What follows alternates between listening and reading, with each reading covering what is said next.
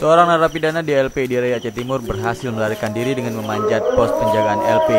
Tahanan itu kabur saat narapidana lainnya sedang melaksanakan sholat tarawih di dalam pekarangan lapas. Tahanan atas nama Mahyudi ini merupakan terpidana kasus penembakan anggota polisi Polres Kota Langsa pada tahun lalu.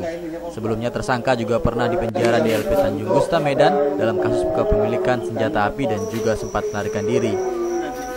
Diduga ada keterlibatan dua petugas lapas yang ikut membantu Mahyudi melarikan diri. Kepolisian Resort Aceh Timur dikerahkan untuk mencari keberadaan tersangka.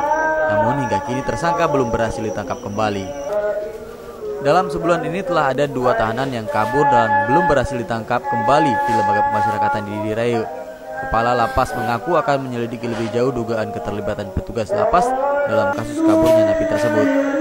Itu saya di rumah, begitu mendengar suara dentuman agak besar, saya langsung berlari ke pos utama. Saya sampaikan sama komandan jaga untuk saya suruh cek ada apa. Jadi langsung anggota jaga, komandan jaga mengecek ke lingkungannya.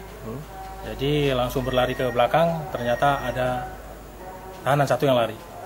Untuk menyelidiki lebih lanjut, Polres Aceh Timur membawa 2 orang petugas penjaga lapas dan 3 orang tahanan lainnya ke Mapolres Aceh Timur. 2 petugas LP ikut diperiksa atas dugaan keterlibatan mereka dalam kasus kaburnya napi ini.